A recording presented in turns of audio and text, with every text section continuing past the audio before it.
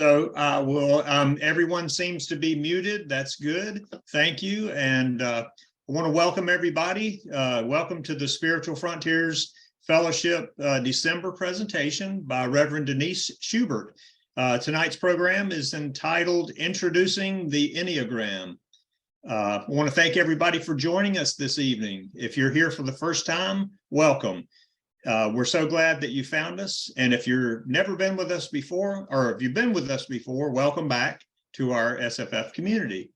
My name is Smith Prim. I'm the co-chair for the Spiritual Frontiers Fellowship, along with Catherine Smart, and wanted to give a little bit of light to the other members of our team, the board. Catherine Smart is also our writer and editor. Kim Kasdorf, who's with us tonight, is our media director, and Eileen Jenna is our program coordinator. And Vincent Jenna is an angel tonight. He is a helper angel. And we want to thank Vinny and everyone who's involved with SFF and the attendees. Wanted to let you know that SFF is here for you. Our nonprofit, all volunteer-run organization is here to help you develop, enhance your spiritual, mystical, and metaphysical awareness and consciousness. And we do that by sponsoring programs like the one tonight, designed to facilitate your personal growth and development, and a holistic and spiritual approach to health and living. So wanted to let you know also that tonight's program is being recorded. So if you don't want to be visible during the recording, please take a moment and turn off your camera. So before we introduce the speaker tonight, I wanted to take just a 3-breath relaxation and focus. And if we'll take just 3 brief breaths, and then our first breath, if you'll close your eyes gently and breathe in and breathe out the worries and concerns, anything that is not your focus for tonight's meeting, just let it go. And in our second breath, let's breathe in love and light.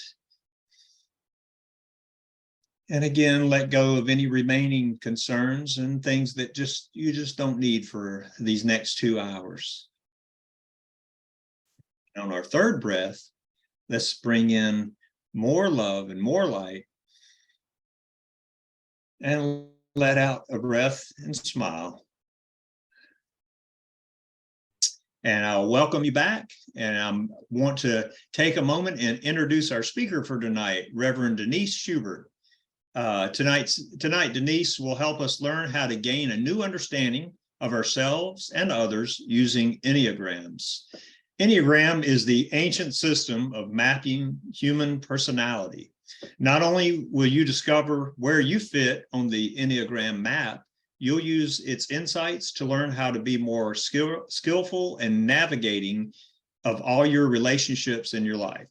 The Enneagram is defined as a geometric figure that delineates the 9 basic personality types of human nature and their complex interrelationships. It also maps out ways in which 9 types are related to each other.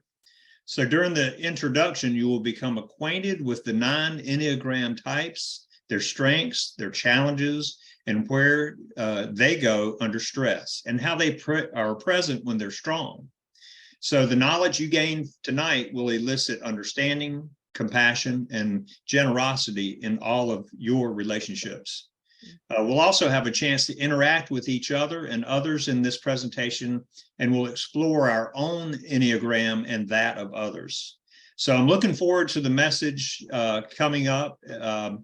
But just before we start, we will have a couple of parts to our meeting tonight. Denise will present, and through that presentation, she'll be asking you to do things. So it'll be to your advantage to get a piece of paper and a pen, and to be able to jot down a little bit of information.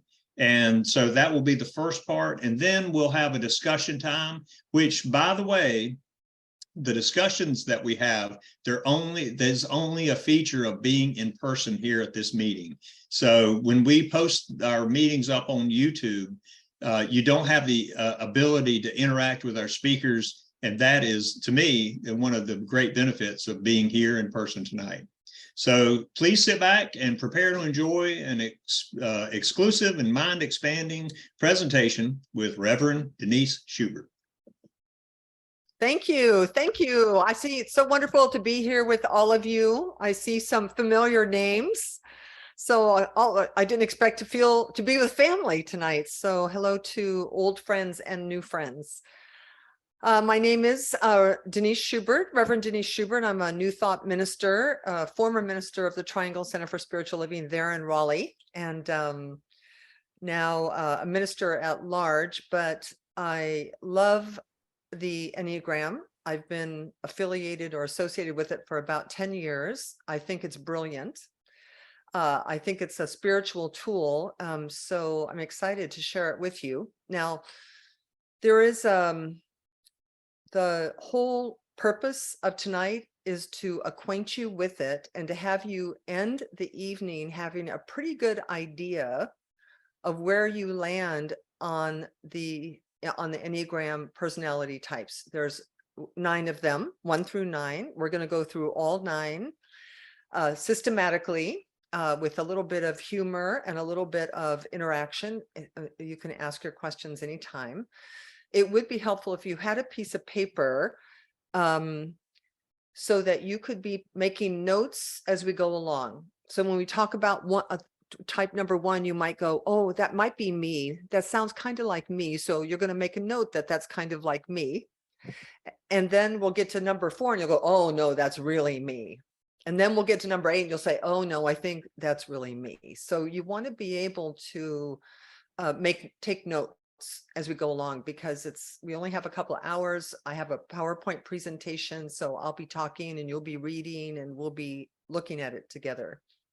A couple of things before we do that is I love the metaphysical and spiritual bent of the Enneagram a little bit more than some of the traditional personality typing systems that are in the world. And I like it because, for example, the Enneagram people would say that whatever your number is, whatever your Enneagram type is, it's always been your number and will always be your number. So if you're a 2, you don't become a 4 when you get more spiritual. You will always be a type 2 personality, and you'll either be an unevolved type 2 or an evolved type 2. So I love that, because when, my whole work and purpose in life, and I think why we all come together, is to grow spiritually, to come out of a purely ego-based life into a spirit-based life. And the Enneagram is a wonderful tool that can help you really navigate what does it feel like to go from who you were as a personality into who you're becoming as a personality. And I love the certainty or the clarity that you have always been who you are. You will always be who you are, that your personality traits and what makes you you are always to be honored and to be celebrated. So when you become a more spiritually grounded person, it's not like you change and become a different person. You're just a better you. Does that make sense? So the Enneagram is just a tool to really, Socrates said, know thyself. I think it was Socrates. Well, somebody said, know thyself. And the Enneagram is a wonderful tool to get to know who you are and to celebrate who you are. And it's also a wonderful way to, if you manage groups of people, if you have volunteers, if you are in a family setting or a business setting, to understand, to have insight into a person who's not like you. Because if you're a Enneagram type 3 and your secretary is an Enneagram type 7, you can learn very much how to interact with that person so that they feel exalted by your presence and will actually do a better job. Or if you have partners. So it's a wonderful way to really get to know the people around you and to be more effective at dealing with all of them and more compassionate. Yes. So before I launch the PowerPoint presentation, does anybody have any questions? I'm not going to go into a long history of the Enneagram. One, I don't know the long history of the Enneagram. I do know that it's purported to be thousands of years old. It was somewhere present in the Sufi Brotherhood and was brought over in the 60s, really by Gurdjieff, who was a Russian philosopher. So it's been around for a while and has a lot of popularity in spiritual circles. So any questions or comments before I move in? Make sure you have pencil and paper. Okay. Oh, we have a little raised hand here. That's very cute. Let me share my screen here so I can bring it up.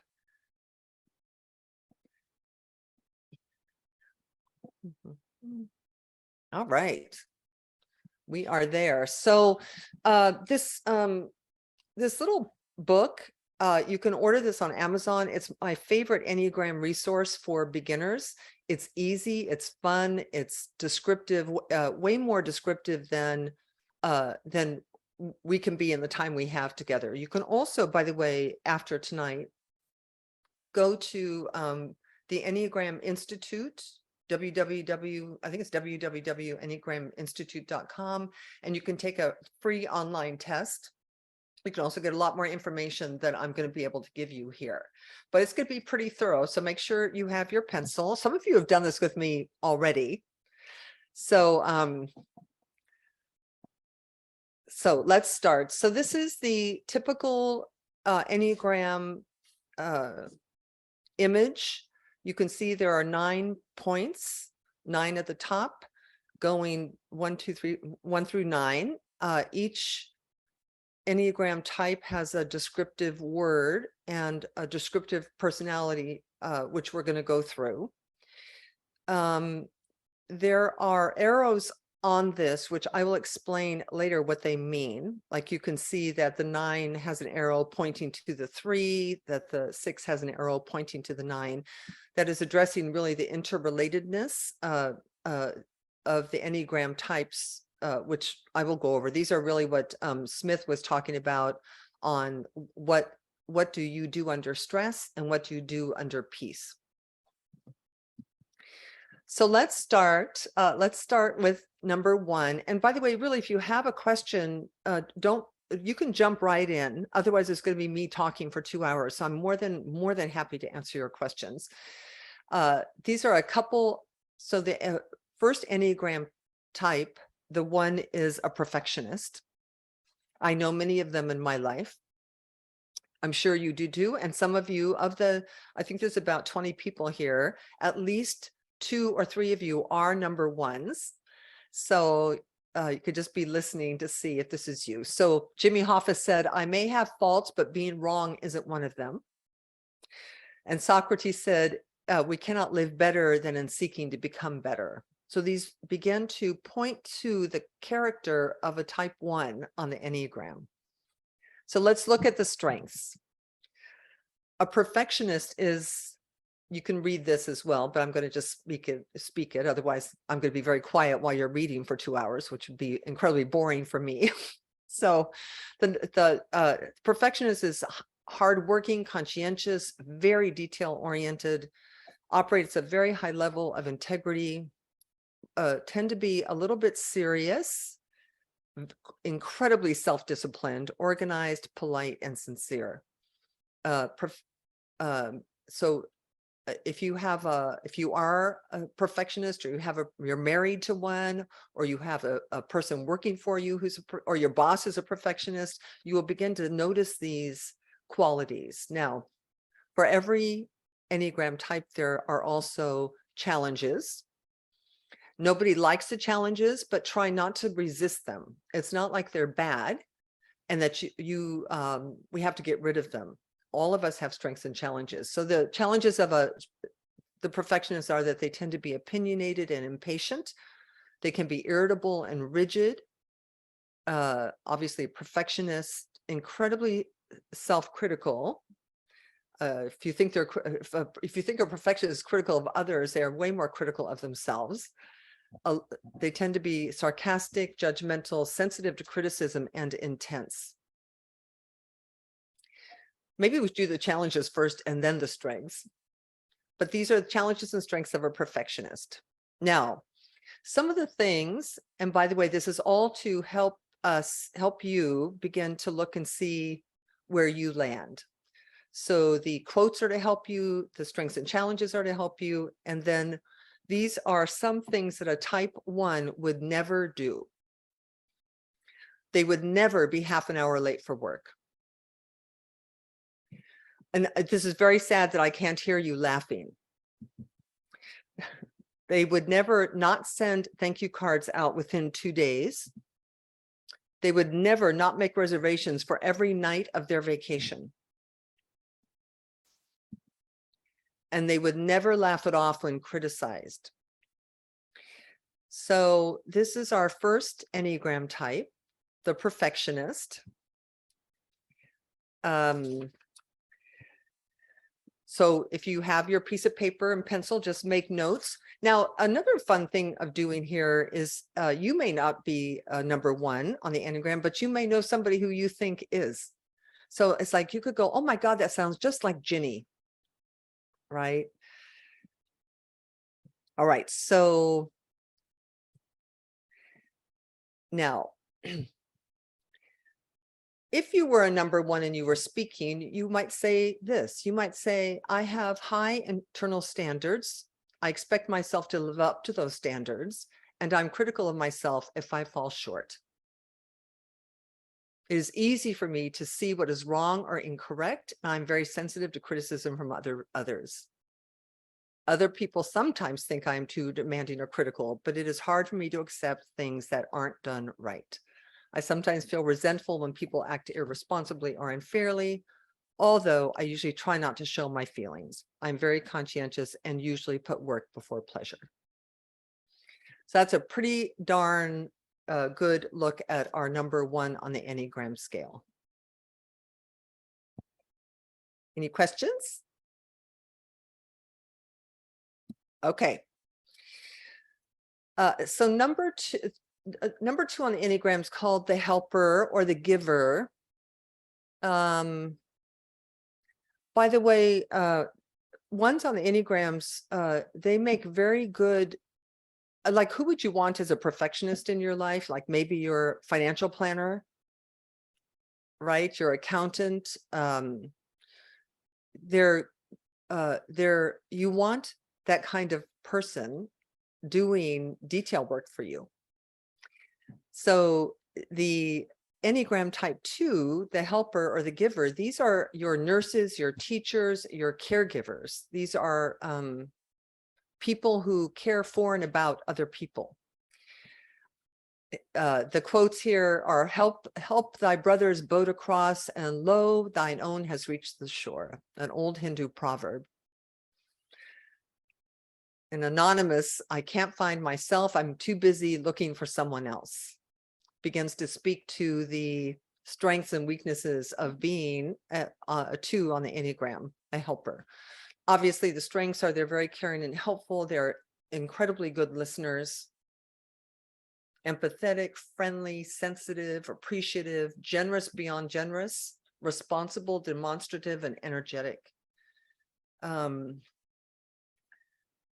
I know in my church, many volunteers are 2s on the Enneagram because they want to help. And again, nurses, caretakers, teachers. Now, this Enneagram type also has challenges because they're people pleasers. And so as people pleasers, they can be flattering or seductive. They can be incredibly sensitive to rejection. Feel a kind of self-importance, find it difficult to say no to anything. A little bit unaware of their own needs, can become angry and resentful when they feel unappreciated, experience guilt and shame, and they have a little bit of an overemphasis on external relationships. So just make some notes if this sounds like you. If you might be a 2 on the Enneagram, by all means, I encourage you to lean into your strengths rather than your challenges. But if you're a 2, you know what your challenges are. You could tell us. You could tell us right now what a 2 on the Enneagram their life is like. So what would things a type 2 never do. This, by the way, is my favorite part of each one, what they would never do. Number 1, refuse to smile at anyone for a month. They would never not want to take home a kitten they found. They would not get, they would I said this very funny. They would not give a second thought to a coworker snub. They would not brush off a snub. They would take it to heart. They would never tell a friend they couldn't take them to the airport without making up excuses. So 2s are helpful, loving people. What a 2 would say to you is they would say, I am sensitive to other people's needs and enjoy being helpful. It is easy to be generous and to give of myself. I sometimes wish I were better at saying no, because sometimes I put more energy into taking care of others than taking care of myself. I am not very good at paying attention to my own needs or asking for help from other people. My relationships sometimes get out of balance because I give more than I get in return, which sometimes can make me feel resentful. Good relationships are important to me, and I'm very sensitive to my connection with people who are important. So just make some notes and see if you're a 2, if you consider that maybe you're a 2. We still have 7 more, so don't come to any conclusions yet. So number 3 is the performer or the achiever. I'll tell you who I am, and then we can all guess together. We can guess like our famous people, like President Biden. When we're done, we could probably guess. Anyway, we can guess when we have the full scope. So the performer is also known as the achiever. Noel Coward's quote is, work is more fun than fun, pointing to that 3s like to work. Charles Schwab said, a man can succeed at almost anything for which he has unlimited enthusiasm. So the strengths of a 3 are that they are competent, adaptable, self-assured, goal-oriented, ambitious, organized, diplomatic, charming, optimistic, and natural leaders. So 3s are really, I would call them a little bit the doers, that they are your speakers, your inspirational speakers, your leaders, your inspired leaders. It takes a 3 to actually fill that kind of role. Challenges are, there's oftentimes excessively driven, impatient, overextended, image conscious. They have little time for relationships. They're often out of touch with their feelings. And by the way, keep in mind as we talk about this, in an unawakened 3, the challenge will be more pronounced. In an evolved 3, the strengths will be more pronounced. And this is important because we are growing spiritually, right? We're learning how to deal with the characteristics of the ego and to embrace more fully the characteristics of God or the spirit or whatever word you want to use, the true essence of ourselves. So the challenge is, I mean, if I look at myself before and now, I can definitely see my challenges were running the show more than my strengths. But that's not something you beat yourself over, of course, unless you're a perfectionist. And then you might more than others. So 3s are competitive, self-promoting. They can be a little bit like a chameleon, doing what they think people want them to do, and they can be appropriate often instead of being sincere. So things a type 3 would never do, they would never not make a list of goals for an entire week. They would never go to their high school reunion and not tell everyone about their accomplishments. They would never not take over a meeting that's being run poorly. And they would never spend a week in silent meditation. I want you to know that I am a 3, and this fits me almost perfectly to a T. Anyone else out there think maybe you're a 3? Yeah, Vinny, unmute yourself. What I find really interesting at this point in my life, the 2 and the 3 seems to be blending perfectly together, like I'm both at the same time, because I definitely have some of those features, both challenges and the strengths of the 2 and definitely of the 3. So I find that interesting, and I know you're going to talk about being able to be more than 1 or 2, but I don't know which one now is the strongest. I think they're so equal that they're meshing together, if that's possible. Yeah, let me talk about that now, actually, that you brought it up. So as we're going through this, it's very common to have, it's called the wings. So for a 2 or for a 3, the 2 is a wing and the 4 is a wing. So you might hear people say, I'm a 3 with a 2 wing, meaning that they understand that they have a lot of the strengths and challenges of a 2 as well. But now 2s and 4s are very different. So you could, I mean, there's no rules to this, right? We're just trying to find language to talk about something that is more of a character, not a language. But you could be a 3 with equal 2s and 4 wings, and you could be, but I don't think you would be a 3 with a 6 wing. That you're going to be, if you identify as a 3, you're going to lean towards 2 or lean towards 4. So what Vinny's talking about is he is seeing that he's probably a 3 with a 2 wing, and noticing that the 2, as he spiritually evolves, is becoming more blended with his 3. Yeah. All right, well, let's look at the 4. Well, let's look at the 3 first. What the 3 would say. If I were saying to you, I would say being the best at what I do is a strong motivator for me. I get a lot done because I'm efficient, competent, and highly motivated. I am diplomatic and know how to put my best foot forward so that people all think highly of me. I like being recognized for my accomplishments and believe that to a large degree, your value is based on what you accomplish and the recognition you get for it. I move at a fast pace. I'm always very busy and get impatient when people don't use my time well and I don't let my feelings get in the way of getting things done. Now, that's something I would have written as an unevolved 3, as which kind of got me in trouble. So as an evolved 3, I would write a different paragraph. I didn't write these. I borrowed them from somewhere. So there's your 3. Now let's look at the 4. I love a 4, by the way. I happen to be a 3 with a 4 wing, not a 2 wing.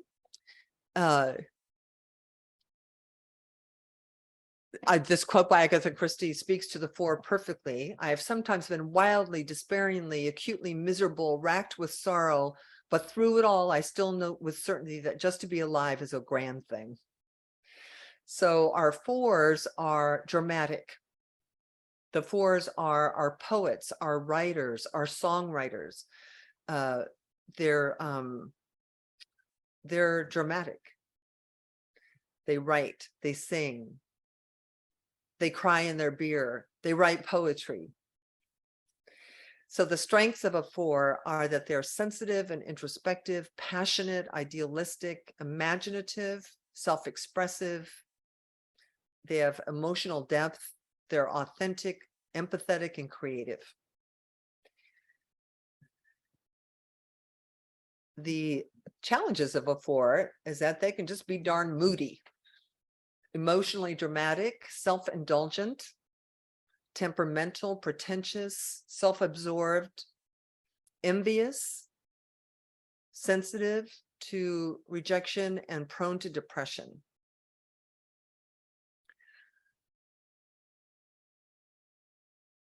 Some things a type 4 would never do. They would never go to a restaurant in a polyester suit and order a Spam sandwich and instant coffee. Now, why, you might ask? Well, because it would just be too common. 4s consider themselves to be individuals. They want to not be lumped in with everyone else. So they just would never do this. They're going to be the ones in the purple hats. They would never, ever think positive thoughts for an entire month. They would never decide that soul searching is trite and give it up. And they would never throw away old photographs and love letters. So it gives you a sense of the 4 as, well, I don't really know what to say really more than they're your sensitive people. They're your poets and your writers and your artists. They're also known as the romantic. I am a sensitive person, and authentic relationships are very important to me. I have intense feelings and often feel misunderstood and lonely because I feel like I am different from other people. I sometimes long for things I don't have and wonder why other people seem to have more than I do, like better relationships and happier lives. I have a tendency to want what I can't have, and also to have trouble fully appreciating what I do have. I love deep and authentic connection and experience the ordinary as boring. So make some notes if you think you might be a type 4. If you think you might be in love with a type 4, you might have a type 4 working for you. Because I'm going to tell you, part of the brilliance of the Enneagram is that if you, I have a wonderful story of when I was at the Triangle Center, and I had a woman I just loved to pieces, and put her in charge of community events. And it turns out she was a 5 on the Enneagram, which we're going to get to next. And you don't want a 5 would never enjoy community events. You need a people person to do community events. And at the time she was miserable, and I didn't know why. She was miserable. She didn't know why. So there's something about understanding who people are as a persona that allows us to be appropriate with them. So the 5,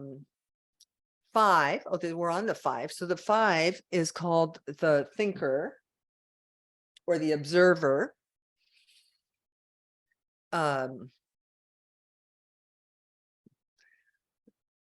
I love a 5 because really what they want to do is read a book on a rainy day. That's what they're most happy doing.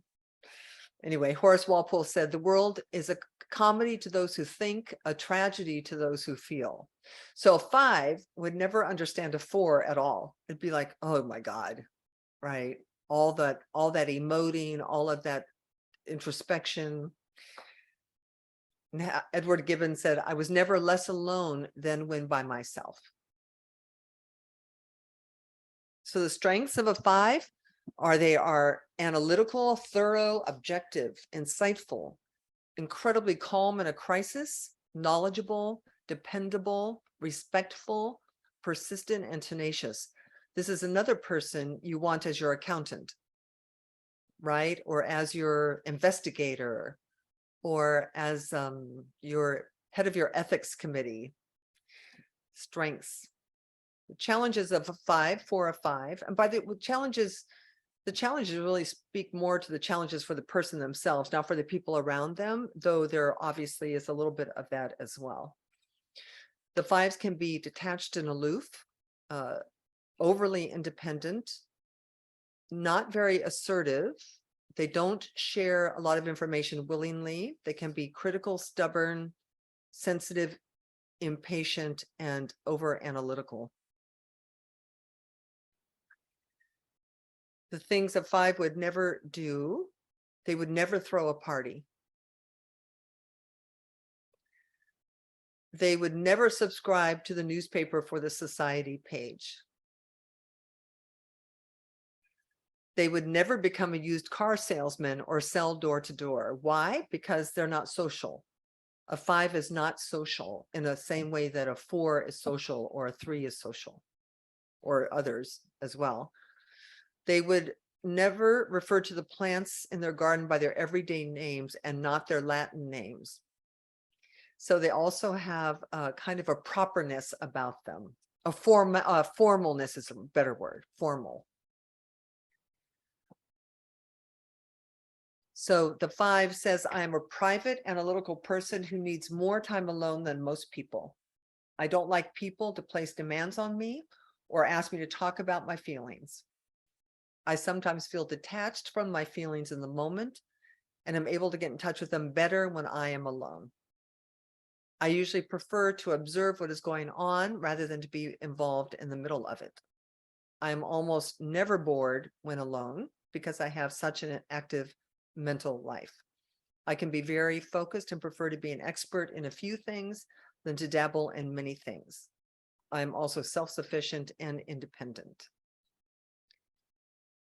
So make some notes if you're a 5. Towards the end of this evening, I'm going to be asking you what you think you are and kind of sort out. I want all of you to have a good idea before you leave me tonight. So let's just keep going. So number 6 is the loyal skeptic. Or the questioner, well, I guess we're going to get them all together, or the questioner. Charles Schultz says, I've developed a new philosophy. I only dread one day at a time. And Woody Allen, who was also a famous 6, by the way, said, it is clear the future holds opportunities. It also holds pitfalls. The trick will be to seize the opportunities, avoid the pitfalls, and to get back home by 6 o'clock.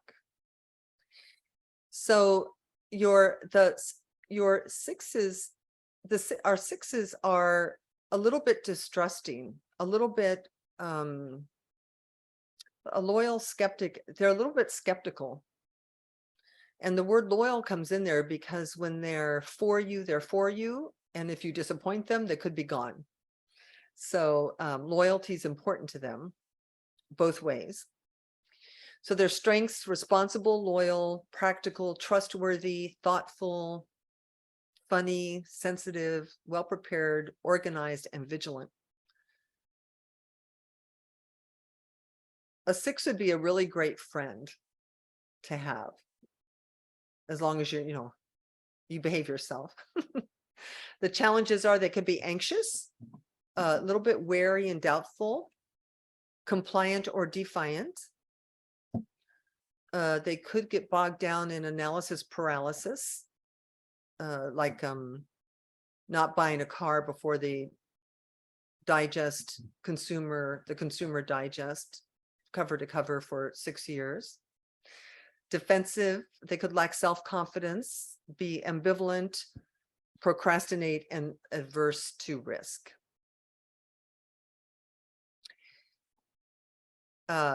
Things that type 6 would never do.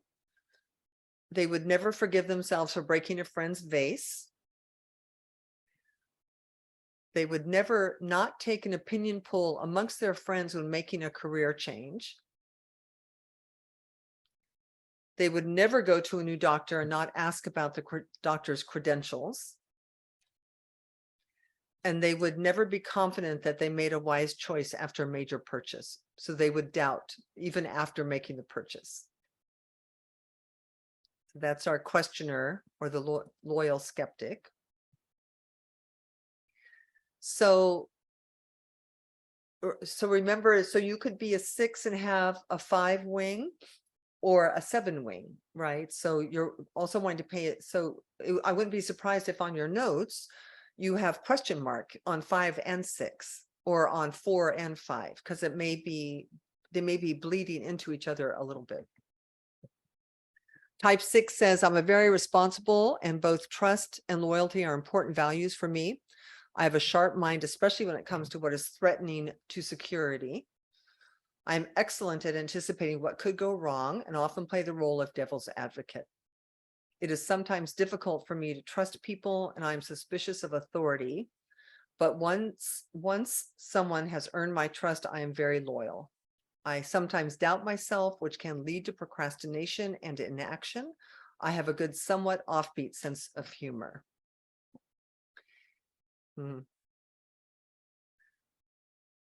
So that's number 6. We're almost done. We only have 3 more. So 7, I love I love all the Enneagram types, of course. Seven's also personally kind of one of my favorite kind of people. For those of you who know Reverend Mark Anthony Lord, he's a 7. The 7s are visionaries, are creative minds that like to go from one thing to another thing. They're really, really great at creating things. They're not so good at managing them, right? They're really great at big picture, not so great at details. So the first quote is, variety is the mother of enjoyment. Second quote from Federico Fellini is, the visionary is the only true realist. And Malcolm Forbes says, it's a very short trip, while alive, live. So those 3 quotes really capture the 7's enthusiasm for life, their joy of dancing and creating and making things up. They like to make things up. So their strengths, 7's are enthusiastic, creative, quick, agile minds, curious. They multitask, upbeat, fun-loving, optimistic, and imaginative. Most 7's, you would, if you know a 7, you're going to kind of call them fun to be around. And their challenges, there can be impulsive, unfocused, rebellious, pain avoidant. So they're not going to want to talk about problems too much, like budgets and staying on a time frame. Impatient, they dislike routine, easily distracted, not very good at time management, often take on too much, and they rationalize a negative.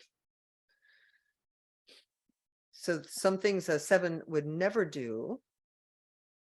They would never finish all the books they are reading before starting a new one.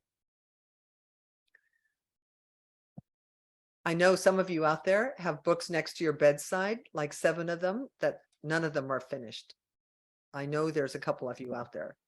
I read 3 at a time, Denise, I confess. 3 at a time? Yes. Aha. Yes, okay, well, you now have a clue. Yeah, and I'm married to a 6, so yes, I get the other side of the spectrum in balance. So Okay. Good. All right. I like this clarity. That's good. A 7 married to a 6. A 7 would also never make to-do lists for a week and then follow them exactly. They would never spend 6 months at a Zen retreat center in meditation. And they would never spend a day with someone and not suggest even one way that the person could do something better or faster. Probably drives that poor little 6 absolutely crazy. So the Epicure says, I am an optimistic person who enjoys coming up with new and interesting ideas and things to do. I have a very active mind that moves quickly from one idea to another and get excited when I connect concepts that don't initially seem to be related. I have a lot of energy to put on things that interest me, but I get bored and distracted with routine, repetitive tasks. I enjoy the initial planning stage of a project and I'm ready to move on more quickly than others. I often have too much to do because there are so many things that interest me. If something gets me down, I prefer to shift my attention to something more positive. You know, it's interesting if in organizations or businesses, even churches, it might be that your leader is a 7 and you want your leader to be a 7 because he's going to be able to take the big picture, be creative, write the choreography and the script, but you don't want him working as your CEO or your financial officer because they're not good at details. So it's like trying to get a dog to meow or a cat to bark, right? So it's helpful to be able to really see where you belong in your life and where the people in your life belong. I hope you're all seeing that, getting a sense of that. 8 is the boss or the protector. These these are kind of bosses. You'll see. It kind of speaks to who they are in life. Joan Didion says, "Seize the moment." That's what an 8 would do. Eights would say, never go to bed mad, stay up and fight. And Hannibal says we will either find a way or make one. So eights are kind of called the bosses because they kind of have that energy of getting things done. I remember when I was first learning the Enneagram, I had a little confusion for myself whether I was a 3 or an 8. That might come up for some of you, excuse me, as well as we move through the 8. So just notice. So the strengths of an 8 are they are direct, assertive, strong, courageous, self-confident, energetic, protective, action-oriented, persistent, and decisive. So there's not a lot of collaboration with 8s. 8s aren't collaborators. 8s are getting it done people. Not that they can't collaborate. And as an 8 matures spiritually and emotionally, they become more collaborative and more people friendly. But first blush, they're not really collaborators. The challenges of an 8 are as they can be demanding and controlling. They can be impatient. They can disdain weakness in others. They can be stubborn, impulsive, blunt, excessive, angry, and overly certain. Now, if that's you, if you're an 8, you're not going to like these words too much. But here's another clue, though. If you're not sure about who you are in the matter, imagine asking your best friend or your spouse or a former boss or a former employee. If you were to ask them to describe you, my guess is they would, without hesitation, give you your strengths and your challenges. So don't resist them yourself, because if they're there, they're there. Things a type 8 would never do. They would never eliminate all off-color expressions from their vocabulary. So they might curse a lot. They would never not state their opinion when they disagree with you. They would never step down as president of their company because they thought somebody could do it better. Never. And they would never say, fine, let's do it your way. So they're very self-confident, very, I think my mother used to call me a bull in a china shop, like just kind of getting things done. Can't believe we're on number 8 already. So the protector says, generally speaking, I am opinionated and outspoken. I prefer to be direct with people, and I like strength and directness in others as well. I can usually tell when people are being devious or trying to manipulate me. I approach things in an all or nothing way, especially issues that matter to me. I have a hard time tolerating weakness in people unless I understand their weakness and see that they are trying to do something about it. But I'm always ready to stick up for friends and loved ones, especially if I think they're being treated unjustly. If I don't agree with a person in authority, I will step in and take charge. We'll talk more about that. So 8 you could be 7 with an 8 wing or 8 with a 9 wing. The 9, we're on 9, so we're on our last one, the peacemaker or the mediator. John Andrew Holmes says, it is well to remember that the entire population of the universe, with one trifling exception, is composed of others. Don't ask me what the exception is. I realize I should have the answer to that question because somebody is probably asking. Chief Seattle says the earth does not belong to man. Man belongs to the earth. All things are connected like blood, which unites us all. Man did not weave the web of life.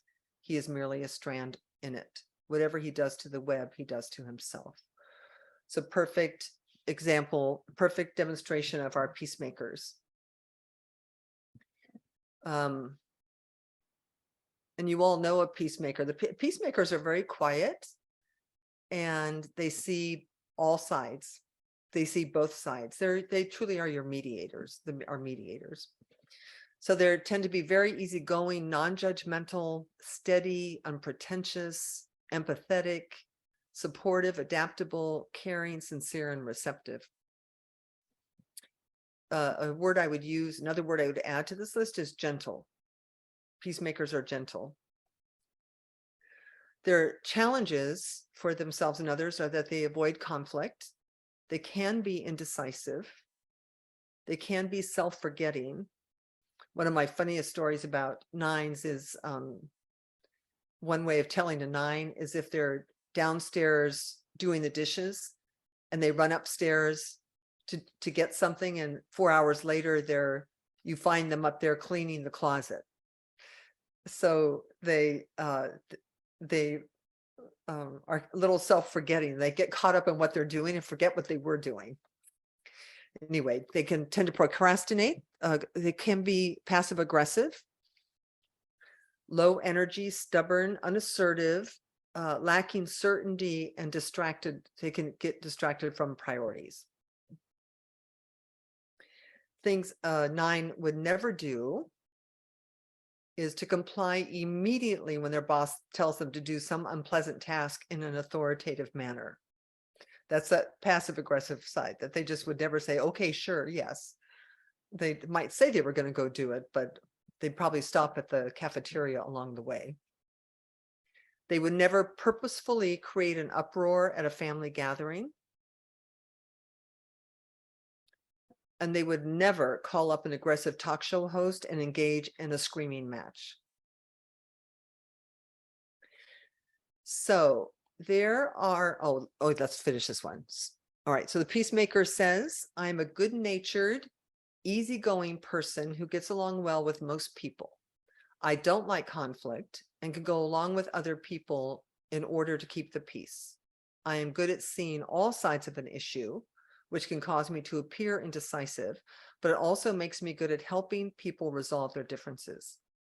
I'm also good at understanding all points of view, and in fact, am sometimes more aware of other people's positions and agendas than I am of my own.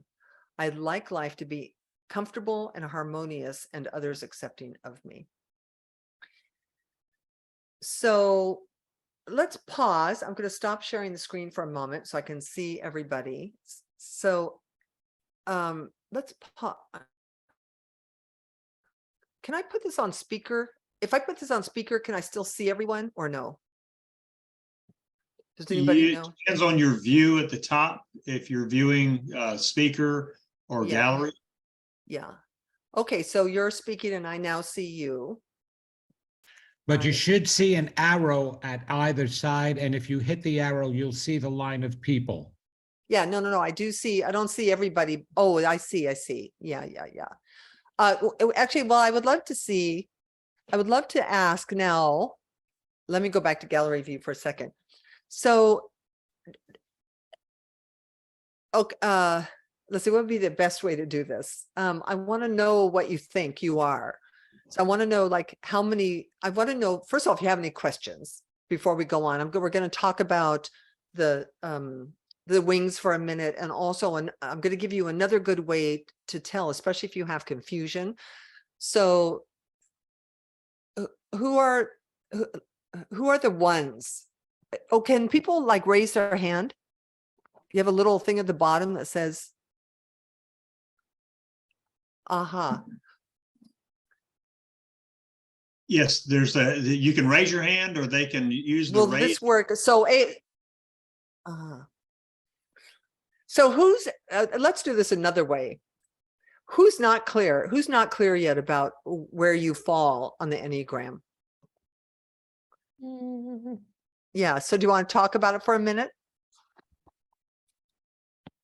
Unmute yourself if you want to talk. You can press your space bar and speak. Oh, you can? Well, that's cool.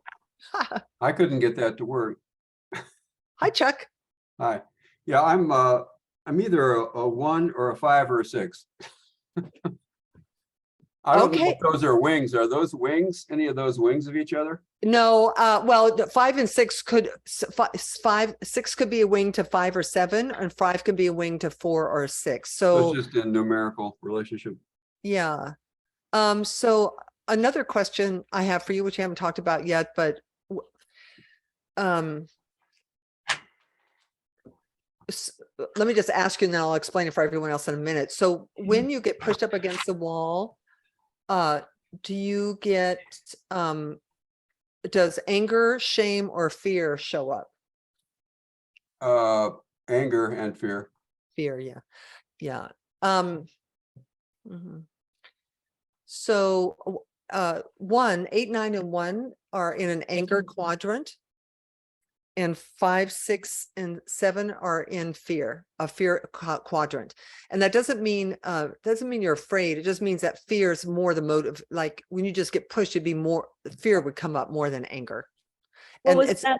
What was that last combo? 8, 9, 10, 8, 9, 10. 8, 9, 1 is anger.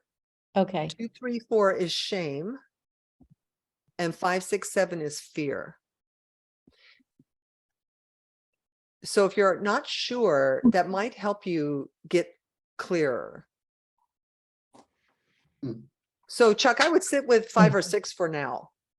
Because my guess is that's more, I mean, It's more grouped together. yeah, well, yes, it just sounds like you have more, there's more similarities between the two of them, but you ultimately will decide. But do you see an 8 in you or a 2 in you? Maybe a 2, but not an 8. Yeah. Yeah. Okay. Yeah. So Uh, I have a question. yeah. So I think, immediately thought I was a 1. Mhm. But then when it says things I'd never do, I have been half hour late. you know. And I have not sent thank you notes on time. So, and I have not made reservations for every night, so like those to me, I was like, maybe they're just sort of outdated in terms of today's world because we don't even send thank you notes, or people are more flexible with their time or whatever. But Maybe, but you can also, I mean, 1, do you get mad? Do you have anger? I get mad. Yeah.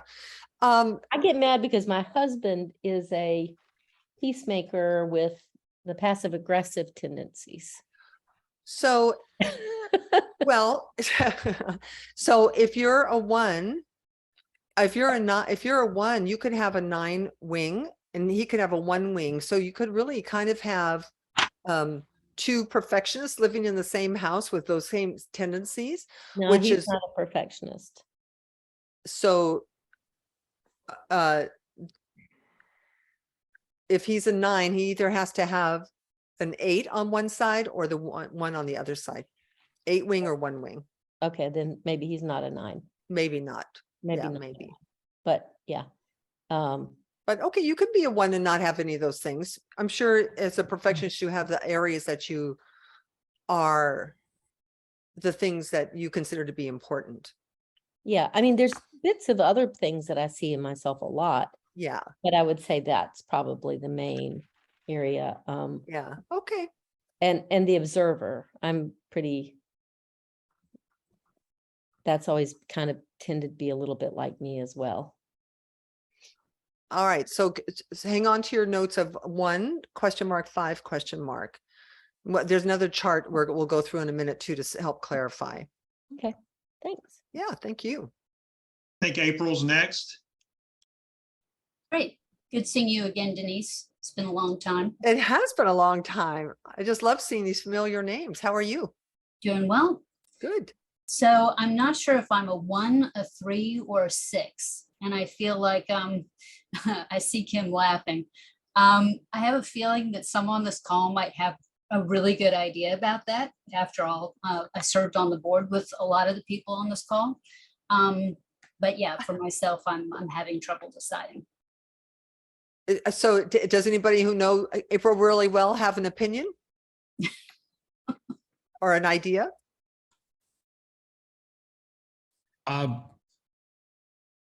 April, I don't know what number that was again, 1, but 3, or April is, she's such an organizer. She gets things perfectly done. So there is definitely a perfectionism in there. She's a leader without a doubt. Not necessarily over dramatic or anything like that. If anything, very copacetic, very like even keeled, when she's excited, it seems to be the same thing as when she's upset. Yeah. So, right. So what number would those be? Do you have a quality, April, of skepticism? Are you negative? Do you have a little stream of negativity flowing through? I can be. I'm very much a thinker. Yeah, so that could be an indicator. That could be a little check mark for the 6, because sixes can be all the things Vinny was talking about, but there'd be a little distrust in there, like a little protection.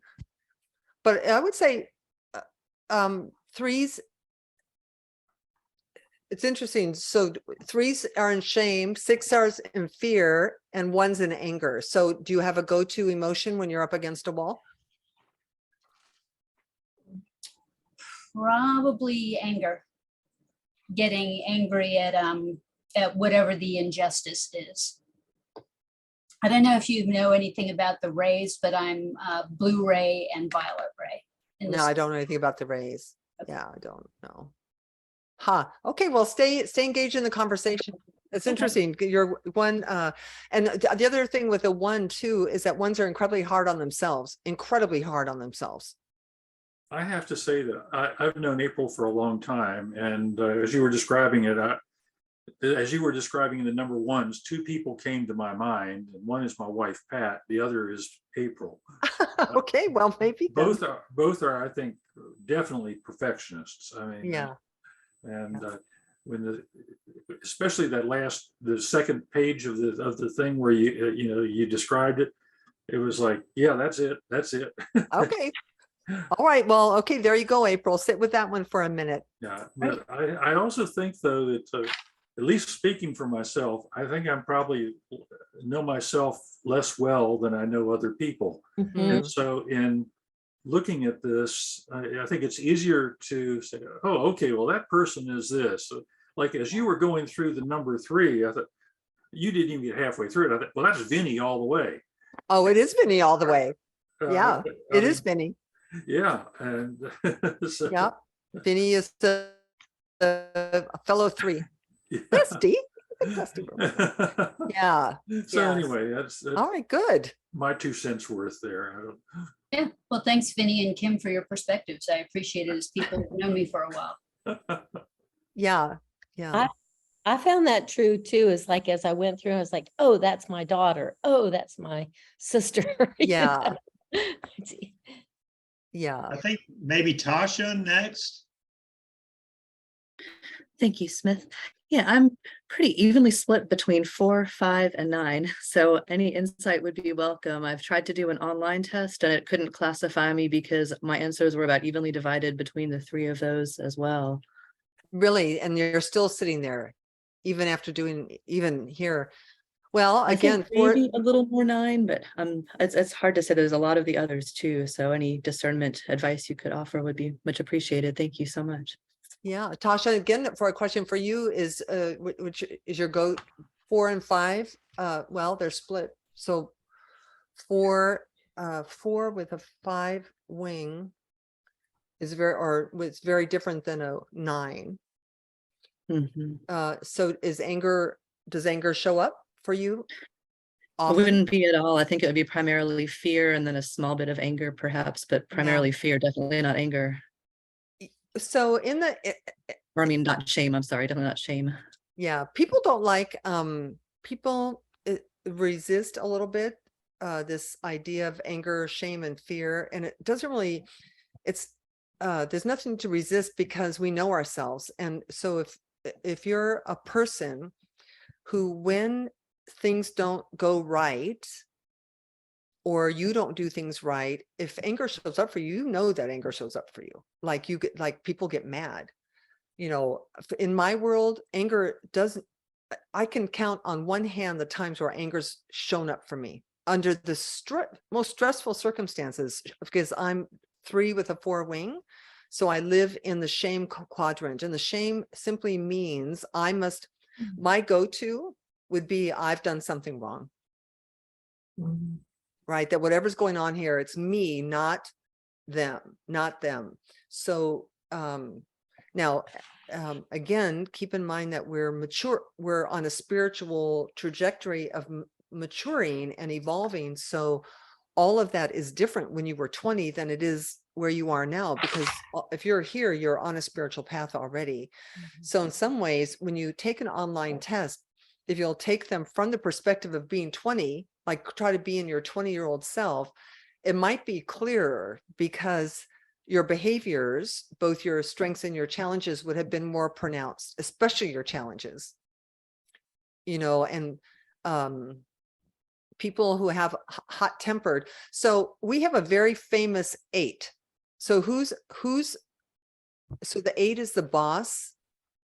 And if I were to go back and read that, and you were to go back and read that, well, I can also ask another question. So what number is President Biden? Given everything you've heard so far, where would you put him on the Enneagram?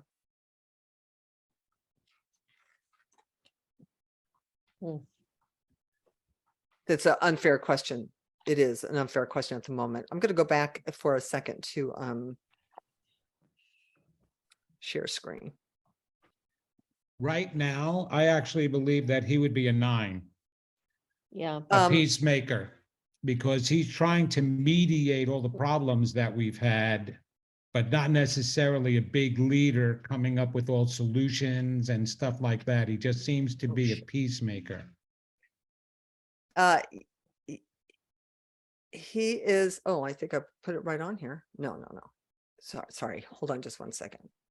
Come on, darling. I was afraid of this. I'd get here and never be able to get out again. He's actually, hold on. Slideshow. He's actually a 6. I kind of want to go back to a 6 so you can see, well, it doesn't really matter.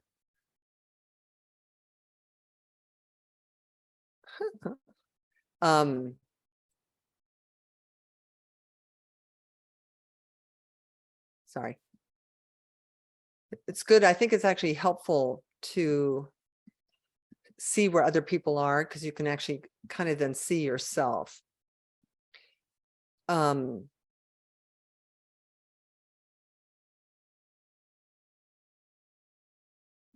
should say, in my opinion, he's a 6. Because he's in a protective mode and a responsive mode. And I don't think anger shows up for him, Vinny, in any way. I don't think he. Okay, because of the anger. Well, Gary, he was yelling a lot. He was. Well, maybe. Yeah, he was pretty angry with some of the nonsense that was going on. If you think about it, go to the 9, because I'm curious about that in looking at him, because I don't see him as a great leader.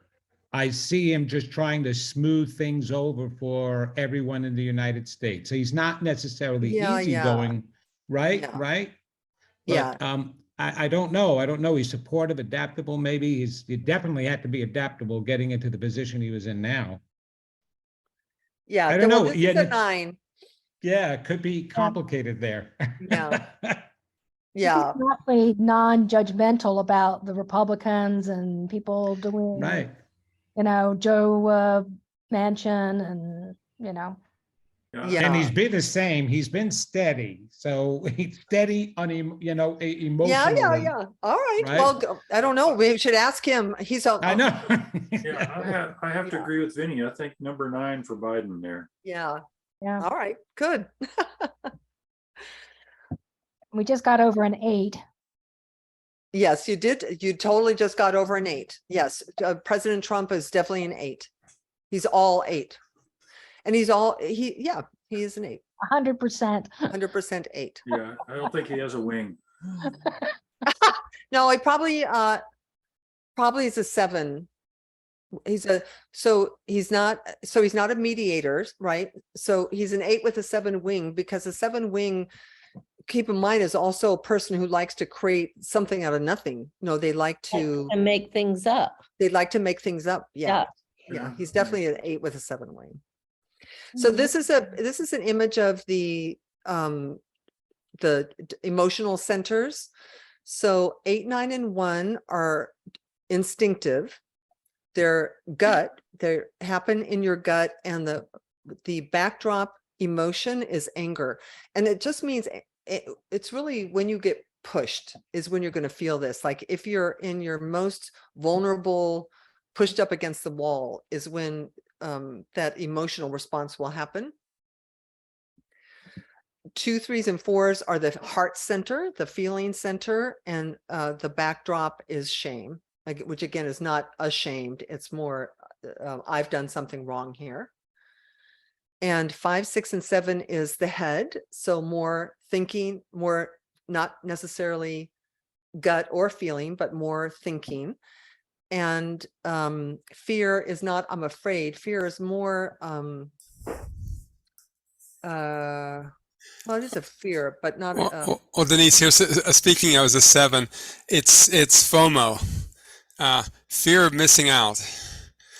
So many good things to do, and I'm afraid I'm going to miss one of them. Yes, and you'll see in a fear, 7s, by the way, also, all actually 5, 6s, and 7s all have this, but 7s especially, their vice is gluttony. And there also a lot of addiction lives in the 7 quadrant because it has to do with in excess. Mm-hmm. So yeah, so it's more fear. That's perfect. That's perfect. Fear is about missing out or being trapped or caught or being bored. Yeah. Yes. Or being bored. Yeah. Smith. Yeah, I just wanted to, and I know I'm putting my feet in the fire when I say it. So as you went down your list, I was using like a 1 to 10 scale and saying, well, how does that resonate with me? But I felt like that the 7, 8, 9, and and I know I'm kind of maybe putting more than my feet in the fire when I say that, but I'd welcome any feedback from what others, just like what you said, Kim, what others think that you are. Because people know you. What do you guys think, Smith? The guys who know Smith, what do you think? Does he resonate 7, 8, 9? Yeah, I think so. Mm-hmm. So it's possible to be a 7 with an 8 wing. So you could be, but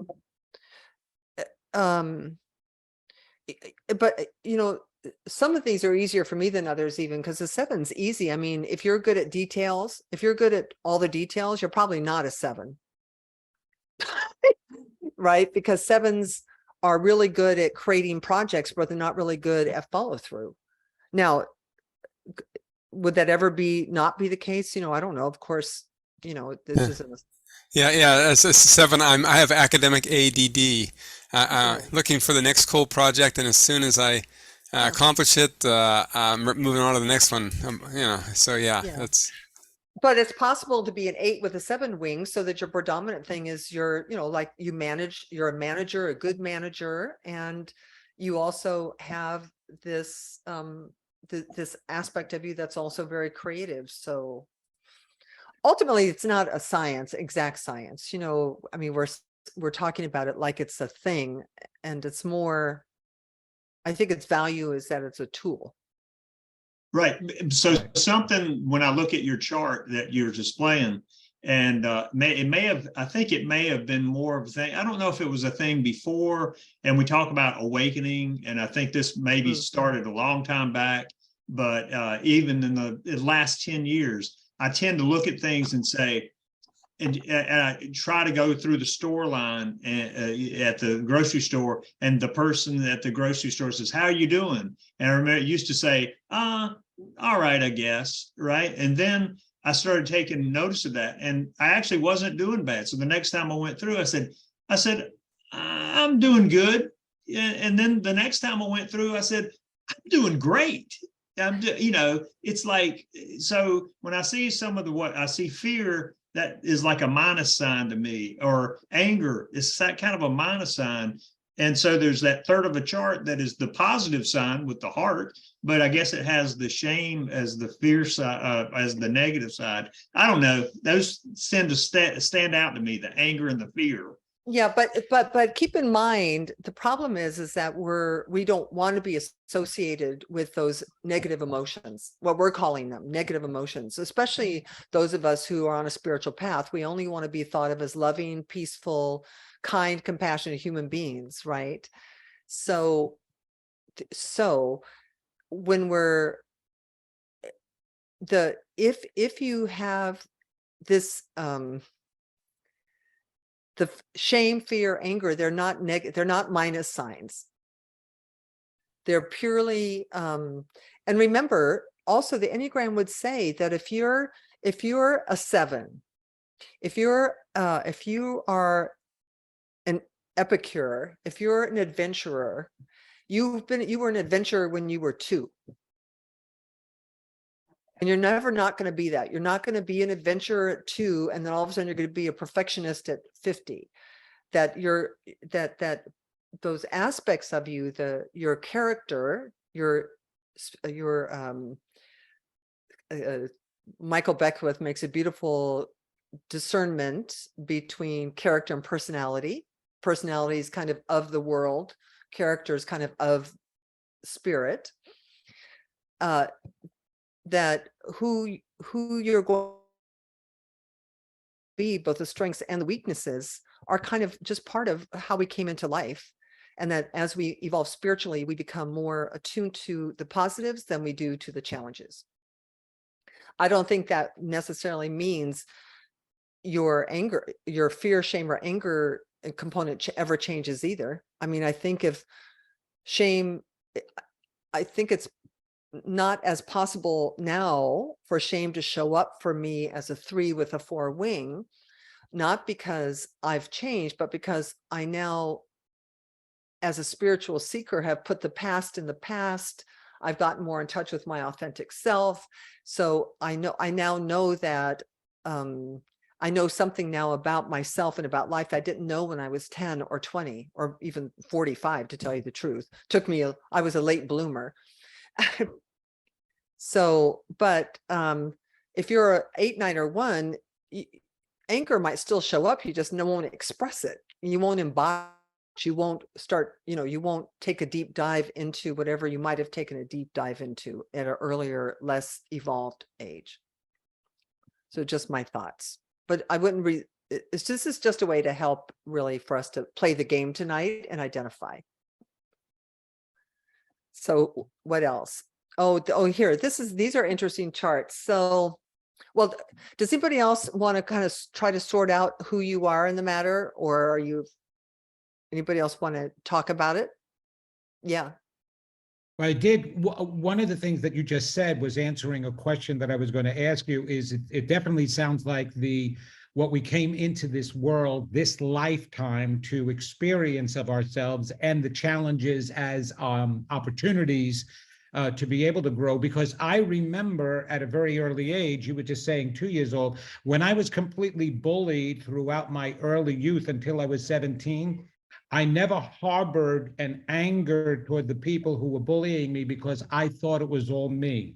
I really believed I took on that shame. And so to have that at such an early age, before it's developed in life, that shows that something I came in with that would lead me in that direction, so that I could be whatever, the help of the performer, the romantic. But yeah, very early on, that's why I was able to forgive everybody, because I always thought it was me, not them. Well, and by the way, if any of you have children, really, when you look at your children, and I'm talking a 7-year-old, are they mad? Are they angry? Are they ashamed? Really? Isn't that obvious when you're looking at children? Like, is there any doubt that if you have a kid who gets mad versus a kid who's afraid? Oh, that was our daughter, Kimberly. Yeah. I mean, she was totally ashamed because she thought it was, she came to learn self-love for sure. Yeah. Because she took everything on as that it was me. Yeah. Like we could see that. Absolutely. So for all of us as adults, while we're in the room, just look back to your 7-year-old self. When you remember growing up as a kid, were you mad or were you afraid? Or did you have shame? Now, some people, I guess, we could argue that that's all nurture, not nature. But the Enneagram says differently. The Enneagram is talking nature. That your Enneagram, that where you sit on the Enneagram is your nature, and you're either expressing that nature from the ego, or expressing that nature from your God self or your higher self, whatever you want to call it. And the whole point of our living is to evolve. And this is like just a tool. So what this chart is showing you, there's disintegration and integration. And what this means is when you're in a state of disintegration, meaning you're moving through difficult things in life, you're depressed, you lost your job, you're disconnected from your source. These arrows point to where you would go. So if I'm a 3, can't really point to this. If I'm a 3, under disintegration, I would go to the challenges of a 9. Now, I wish you guys had, I don't know if there's a way I can get this whole PowerPoint to all of you so you can have these lists. I would be happy to share it, because you don't really have all the definitions in front of you. But essentially what this chart says is when I'm having a hard time, I'm going to go to the negative aspects of a 9. If you're a 7, you're having a hard time, you're going to go to the negative aspects of a 1. It's called, it's the disintegration. On the integration, the chart is saying that when I'm on top of the world, when I'm feeling connected and grounded, I'm doing all my spiritual practice, life's treating me well, I go to all the positive aspects of a 6. So it makes it more complicated, right? So you have your primary number you relate to. I'm a 3 with a 4 wing. And I also have these aspects of 9 and 6 that are important in my full understanding of who I am.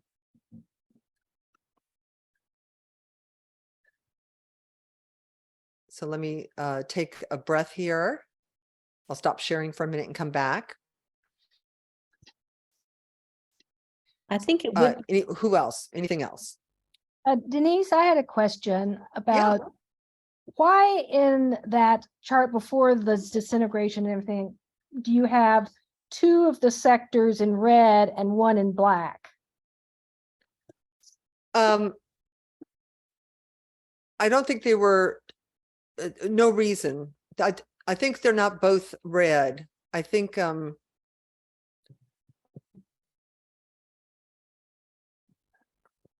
one's orange. Is that what you're talking about? Yeah. No reason. It was just a color different. It was just a differentiate in colors. Yeah. Okay. Yeah. No reason. Yeah. I don't know. Unless there's some subconscious reason. I'm not sure. I don't. Hi, Denise, could I ask a question? Sure. So one of the thoughts I had is when you're talking about when we were younger, 7 years old, and the emotions that our go-to feelings or expression when we were stressed. So I think I'm definitely an 8, maybe with a 7 wing. Mm-hmm. And anger is definitely what I do as an adult. Mm-hmm. But I feel that when I was a child, it probably was there, but it was definitely thwarted by my mother. Like, yeah. Not acceptable. So I don't remember expressing myself that way when I was a child. Mm-hmm. So could you just speak to that? Because I mean, that's my sense of it. Like it was there, but I did not express it because it wasn't allowed to be expressed. Oh, I don't think any of these, fear, anger, or shame, are necessarily expressed at all. I don't think it means it was what you said or how you acted. Yeah. It's more how you felt. Right. And I think in some cases, I mean, I think in some cases for 8, 9s and 1s where anger, that I know a lot of perfectionists who do get mad, if things aren't right, they get mad at themselves. They get, they're very hard on themselves. I'm so stupid. How could I have made such a horrible mistake? But that's anger being expressed, right? But it's still the same, even if it's not said out loud. So I think it's more just how you felt or Yeah. how you feel even now. Mhm. Right. Yeah. Yeah. Okay. Yeah. You. Yeah. I have, Smith, I have a question. Is it possible for this to go to the people who are here tonight? Yes, we can, I'm not sure what the size is, but we'll look at it and see if we can just email it out to them. I might be able to just condense it to a PDF and or even take out some of the extraneous stuff and just leave the primary descriptions. Sure. Yeah. Because we've got a list of the attendees, Yeah. emails, and we can just send it to them. Yeah. I mean, if you guys don't want it, just tell them, but I have no problems in sharing. Thank you very much. You might consider making it handouts with like three slides per page. That way they're still big enough Yes. to read. Oh, yes. Yeah. But Yeah. takes up less space. Yeah. There you go. There's a solution.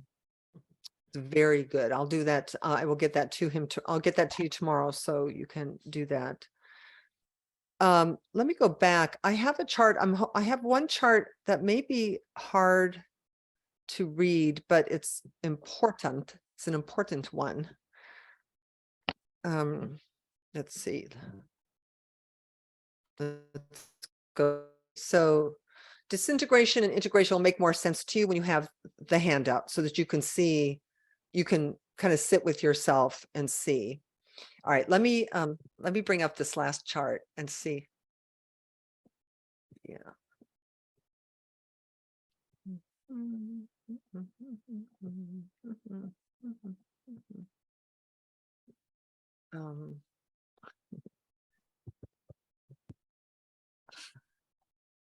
Sorry, I have this. How can I do this?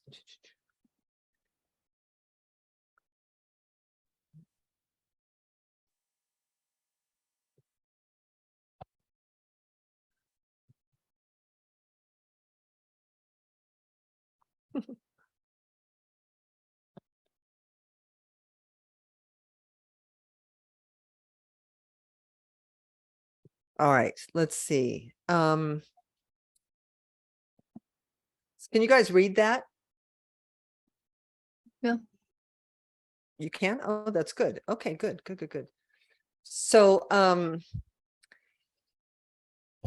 I love this table very, very much because it speaks to the spiritual component of ego versus spirit. And we could just use one as an example. So the Enneagram type is perfectionist. By the way, this came right from Wikipedia. I didn't create this. I pulled it from Wikipedia. So it's just what was in there. The ego fixation is anger. And we can just sit there and just see how they're talking about this, how it lands on us. The holy idea or the spiritual idea is serenity. So what this would mean for me, my interpretation of this is that as we evolve spiritually, we're moving from a space of anger to a space of serenity. That is the path of the perfectionist. Shoshana, yes? Had her hand raised? Oh, No? that was from before. I'm sorry. I'll put it down. Oh, okay. The basic fear of the perfectionist is being bad or being wrong. And the basic desire of the perfectionist is integrity and goodness. Do I have any ones here that this is making sense to? The temptation of a one is hypocrisy or hypercriticism, right? And this is just hypercriticism really just means being critical ourselves and other people, and being judgmental about what's right, what's wrong, what's good, what's bad. That's the temptation of the ego, is to live in that place. The vice or passion of the ego is anger, and the virtue is serenity. Those happen to be the same for perfectionists as the ego fixation or holy idea. Then this chart has, under stress, the 1 goes to a 4, and under security, they go to a 7. And it's the negative of the 4 and the positive of the 7. So this might also help if you're not really clear where you're sitting. Denise, Yeah. the far left side of that, is that cut off a little bit? Is that a number or something over there? Okay. Yeah, that's better. Yeah, there we go. Mhm. Yeah. So a 2, which is the caregiver or the helper, these are your nurses and teachers and people pleasers. The ego fixation is pride, and the holy idea is humility. Basic fear, being unloved, basic desire is to feel love. Now, again, actually, here's also another little personal opinion about the Enneagram and who we are in the matter. If you take 10 people and you have, or 9 people, and you have 1 of each basic personality type, I think the more connected we get to the idea of oneness and unity and wholeness and unconditional love is the foundation for our lives, the more the same we become. Mhm. Right? That the less differentiated we are in our personalities. So I think that on a scale, if I were on a scale of unenlightened, unawakened to awakened being, at the absolute awakened side of the equation, the Enneagram as a personality for the ego doesn't exist. So I say that really to deal with the issue of feeling labeled by the exploration. So the temptation for 2 to deny their own needs, and we all know, I mean, there are 2s here. I don't know, a 2's really talked about themselves here yet tonight, but 2s, a 2 on the Enneagram, they are selfless people. They're the volunteers in the organization who never say no, and then who get really upset and mad because they're not appreciated and leave. So to understand a 2, if you're a 2, to communicate, to create some boundaries and to communicate your need for appreciation. Or if you have 2s working for you, living with you, or volunteering for you, to understand this person who always says yes, and to support them in setting boundaries is a very loving thing to do, right? Pride and humility. And then under stress and security, they go to 8 or to 4. So you get the idea of this chart. So I'm going to send this to you as well, because this is also just will give you the stress and security points.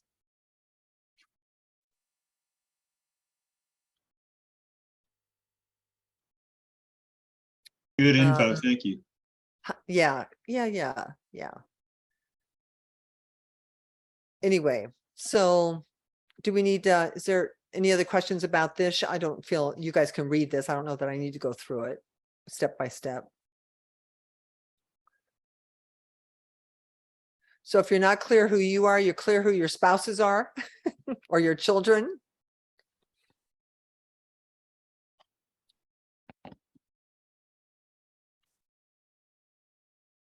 I think I know who I am. It will be really nice to have this to, look over a little more.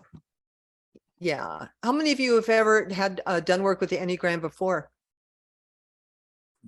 Oh, quite a few. Yeah. Now, a little warning, I wouldn't I wouldn't be too quick in telling all the people you love who they are on the Enneagram. Right. So I would keep it as a secret weapon.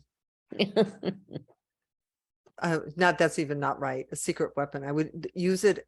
I would just use it. And all of a sudden they're going to think you're just the most amazingly understanding and compassionate and empathic person, that you know exactly what they need. And you're just saying all the right things, right? No, what I'm doing is I'm looking at all our family members and I'm seeing nothing but the challenges side.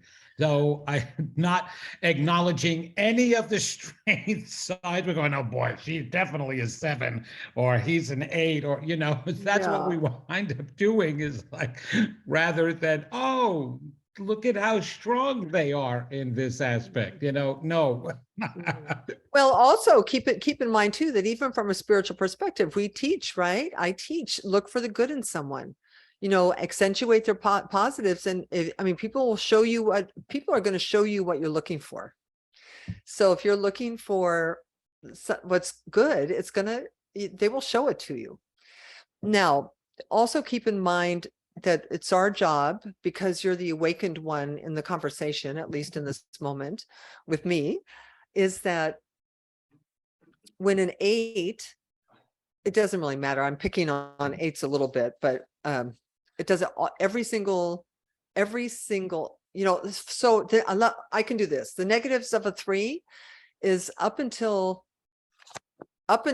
I had my own personal awakening, my own personal understanding, my own personal growth, I was exhausted. Why? Because I was being a performer everywhere I went. Right? I was not honoring my own feelings. I was not being sincere and authentic. I was telling people what they wanted to know. The main thing was looking good and doing a great job. Was that successful? Yeah, as a strategy, it was relatively successful. Was I a happy person? Not particularly. Did I feel fulfilled? Not particularly. Did I feel connected to people? Not particularly. So the challenges are not bad. They're just challenges to an unawakened soul. That as unawakened souls, we have challenges. And part of the joy of the Enneagram is to be able to look at your challenges and your strengths with a little objectivity.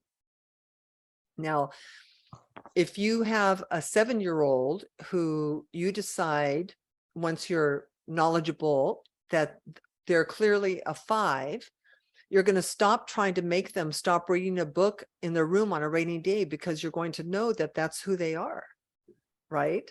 And you're going to not ask them to make a party or to go to a party. They may not even want to go to parties.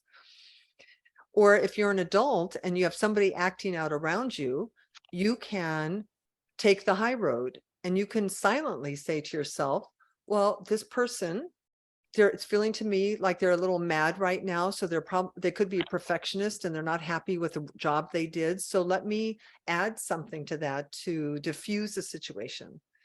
So it would give you great skill at loving people, right? Meeting people where they are, right? Does that make sense what I'm saying? It's a tool. So it's a tool for self-development, and it's a tool for really learning how to meet people where they are, not where you want them to be, or, you know, we're not all the same. We're all different. And we keep trying to make us all the same. So, yeah. Vinny? So the interesting thing is, yes, I can admit, well, I see myself as a 3, 4, and a 2. In that way. But what I'm seeing and what I have done is like what you were just saying. You can take the challenges then, develop them and evolve from them, which strengthens your strengths even more so, right? Because I absolutely love making people feel good about themselves. And I love, and I don't ever feel, I take care of my needs in order to do that more and to do the work and get out there and help. So I don't I don't feel the challenges are weighing me down like they did while I was growing through this process. I feel the strengths coming out even stronger. And that's why I felt a lot of the romantic part coming out as well, that's part of me. So all of that seems to be getting stronger as the challenges side get weaker. Right. So that we're going to see that, right? That's what you're saying we're going to see?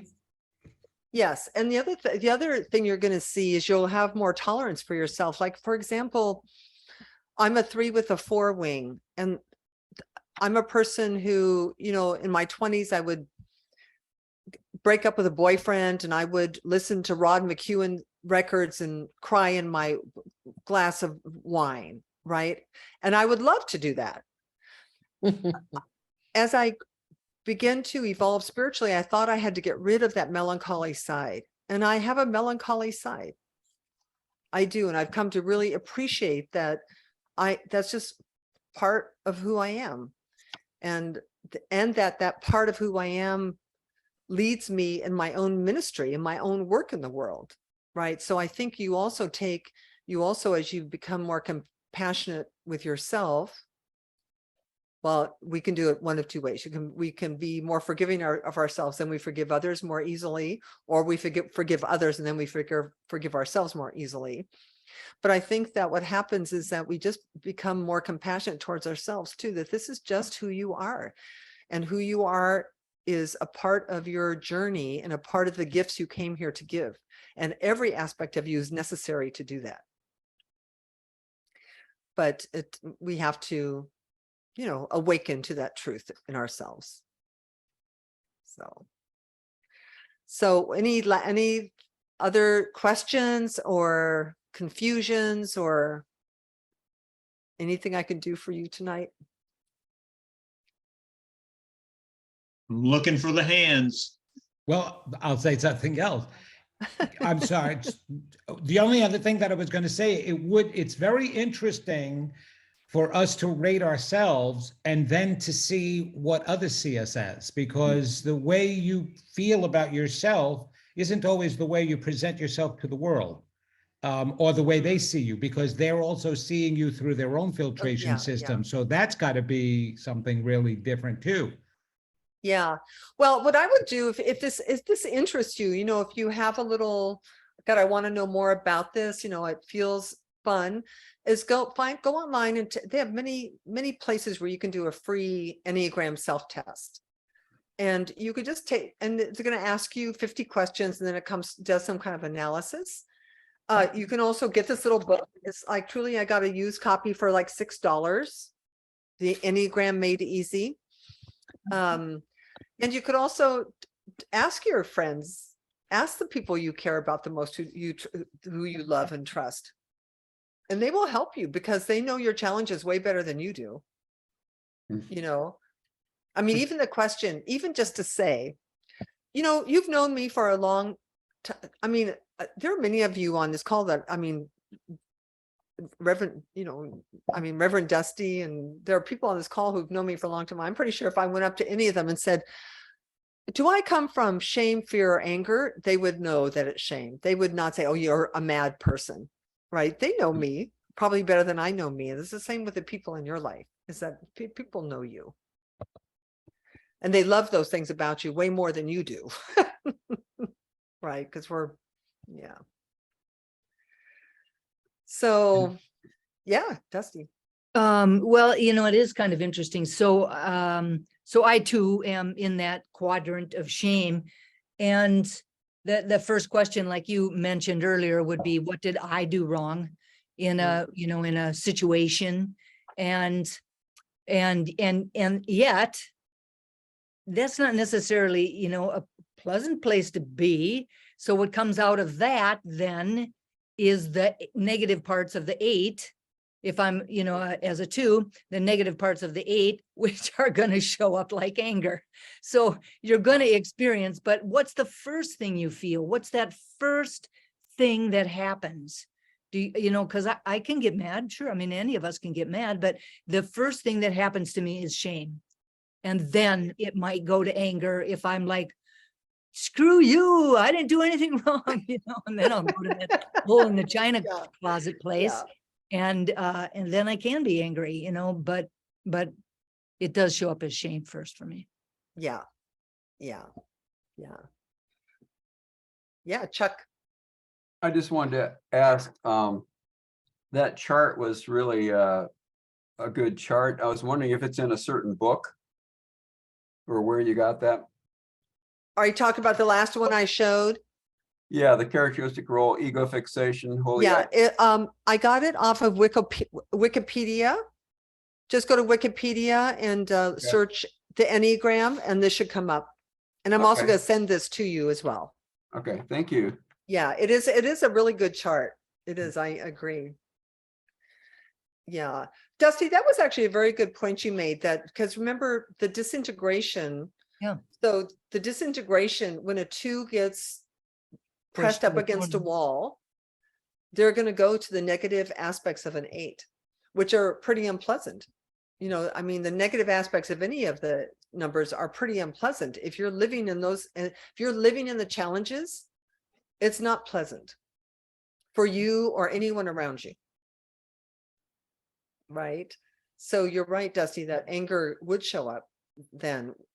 Now, but would you say, I would say though, for me, also being in that quadrant, anger isn't something I easily express, though I may be feeling it, but I'm not a screamer. Mhm. You know what I mean? That I wouldn't like attack. It would be more, I would just feel it. I'd go from feeling shame to feeling anger. Well, and that could be, that's a little bit the difference between the disintegration of a 3 as opposed to a 2, because a 2 goes to the 8 and a 3 goes to the 9. So Yes, of course. Yes, and they're yes. 2 different negative things, but Oh, that was a good distinction Dusty just made, which is I would not go to anger because I'm not a 3. I wouldn't go to the 8. I'd go to the 9. but it's Yeah. still anger, because anger is Yeah. includes the 9, but it's just going to look different Yeah. than what it would look like as an 8 negative Yeah. stuff. For me, I definitely go to the 9. No, I'm sorry, not the 9, the anger at times, and do scream. But that was primarily because that's what I was trained as I was growing up. I don't feel that that was necessarily part of my personality or the character, as you were saying, coming into the world, but that was in my family. That's all I heard, is the yelling and the screaming. So I actually calmed it down, comparatively speaking, to everybody else. But I do go there. I do go to the anger. I do feel that automatically coming on, but it's definitely from that shame feeling. From a psychological perspective, and what you were saying, Dusty, there is always that fleeting first thought before you then have your defense mechanism. And it feels like the disintegration is the defense mechanism that kicks in, but it's that first initial thought that's the most important one, and that could be the fleeting one. Yeah. So we think that it's anger right away, but we're sitting there going, oh man, see, I am no good.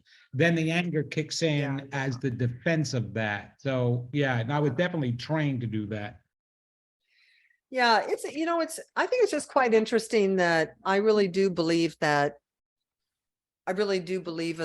the work and the idea that we have an essential self, that we're individuals, that we come in with a character, a perspective. And my guess is if you are parents, you know this, if you have more than one kid, each kid was different, and they weren't different because you made them different. They were different. They just came in different.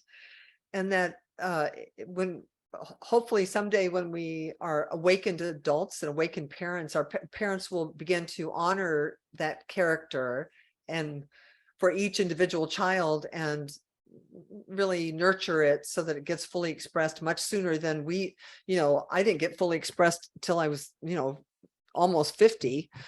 It would have been really wonderful to have been fully expressed at 10. But so Heather Abbott, look at your beautiful face there. Look at your beautiful face, Denise. How are you doing? Good to see you again. I'm well, thank you. You too.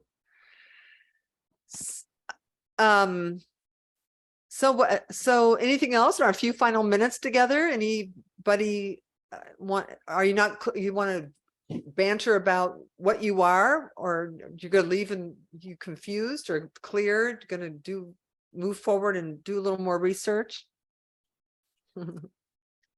It's definitely inspired me to look deeper into it, and I'm going to go out to some of those other resources for sure. Yeah. So you have the basic type, then you have 2 wings on either side. Use the quadrants to help clarify, because if you have no experience of being angry, then you're probably not an 8, 9, and 1. I really think it's pretty much that simple. If you have, I think you can use that to for clarity. Then you also have the integration, disintegration connection, which leads you into other aspects on the Enneagram, and just use it to, for a little bit of self-growth, and primarily for compassion and understanding of yourself and the people around you. I think the addition of the integration and the disintegration helps you a lot, because you say you're a 1 and you feel that, like I say, I'm a 1, but I also feel so many of these other aspects. And I think, like, on the positive side, it's like I would go from a perfectionist and a detail person to a visionary, a 4, right? A 7. Oh, a 7, a visionary, right? Yeah. And so that would take you from the task to the bigger picture, which I do easily go back and forth. Yeah.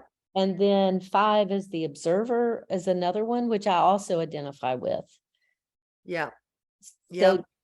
So that's on the positive, like, and on the negative, I haven't looked at the 4 and the 2 so much, except for I sometimes do feel like I'm a people pleaser, and then I don't get what I deserve in return. Right. So I just have to look at them closer, but it helps you not just be pigeon-holed, because it helps you get a bigger dimension of yourself. Well, and also, let's just face it, when we are not at our best, when we're in fear, doubt, and worry, when we're living life from the perspective of the ego self only, when we're watching the news too much, when we're off center, life is not pleasant. We're not pleasant. Other people are not pleasant. It's not a good experience. And all we have to do is watch the news to really know that.